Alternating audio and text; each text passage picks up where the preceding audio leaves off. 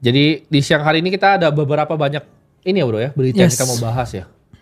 Mungkin pertama kita akan lihat, kita cek-cek dulu bro. Secara makro ini kan kemarin Trump itu ada ini ya, ada ngomong kan sama Xi Jinping ya. Ya.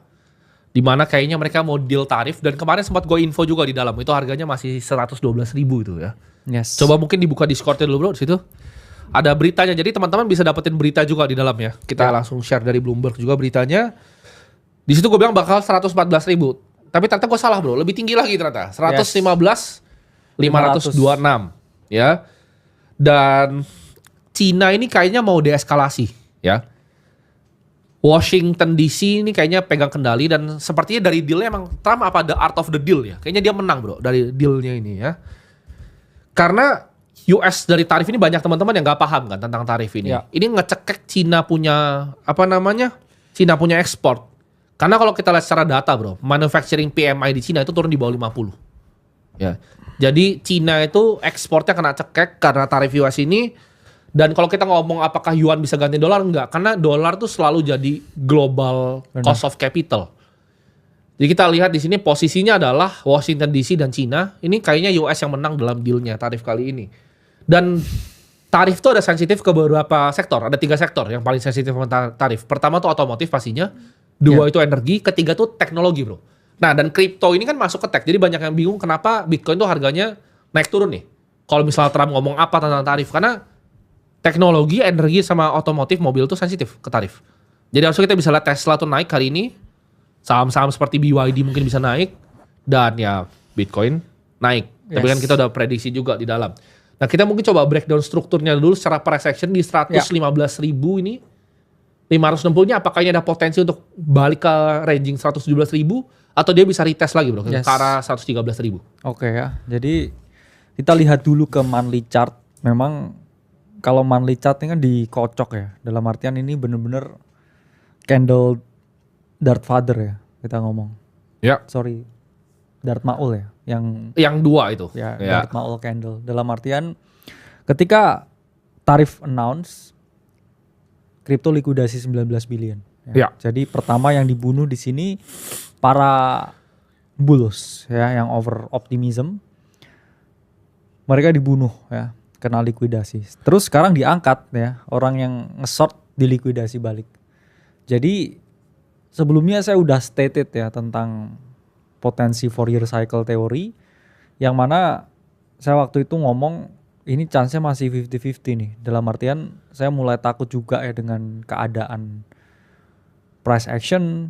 Terus kemudian juga siklus dari halvingnya ya. Yang mana kan ya kalau kita pakai indikator begini ya kan selalu setiap 518 hari itu kan selalu puncak ya. Tapi sekarang ya. Itu dia candle-nya itu ya. Star Wars itu ya. Benar. Ini ya Darth Maul ya. Tapi kalau saya lihat lagi ya, saya kecilin time frame-nya, kita masih memang sekarang ya mengalami bounce ya, weekly hijau, oke. Terus juga moving average 50 ya. Itu kan di sini kita lihat ya, ini selalu menjadi yang namanya support ya untuk Bitcoin. Setiap kali ya Bitcoin itu ada di area 50 ya EMA, dia mengalami kenaikan ya. Nah ini kan selalu ya. Terakhir waktu tarif kita juga visit ya 50 EMA terus habis itu ya dia rally lagi.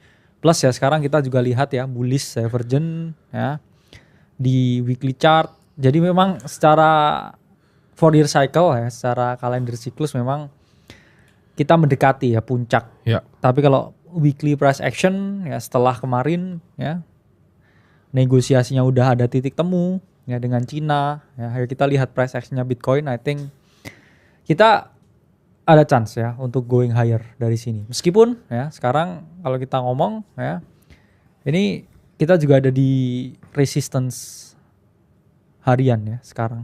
Dan nanti ya US stock malam ya ini juga bakal open. Nanti kita lihat nih di sini ada potensi atau enggak ya. Kalau dia break ya dari 115 ini ya I think kita akan tes all time high baru lagi. Ya. Jadi ada potensi ya, kita bahkan bisa testing all time high dan ini cycle-nya bisa agak sedikit lebih extended dibanding sebelumnya ya. Benar, karena ya balik lagi kayak 4-year cycle itu kan datanya terlalu dikit. Iya betul. Sampelnya terlalu dikit. Dari kayak 4 siklus sebelumnya ya, terus kita kayak figure out ya,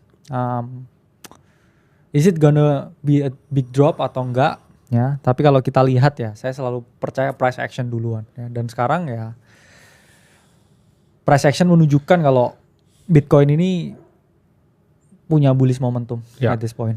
Bullish momentum yang dibikin Bitcoin ini kan secara makro kita juga lihat dari deal tarif ya. Di mana kita tadi barusan bilang bahwa Washington DC akan sepertinya memenangkan ini. Trump memang jago bikin deal, memang the art of the deal dia, makanya tulis buku bro dia. Benar, jadi ya karena emang jago berarti.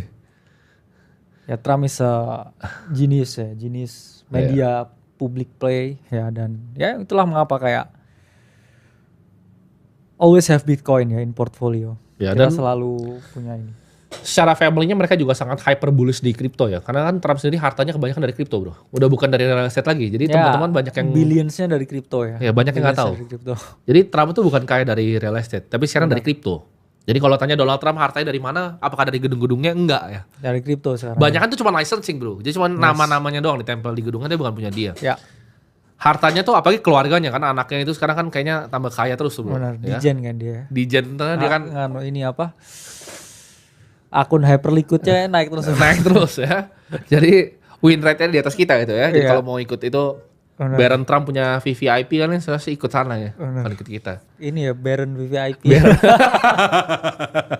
Jadi Baron VVIP itu emang luar biasa, dia selalu bisa buka di momen-momen yang pas ya. Dia bisa buka di momen-momen yang pas.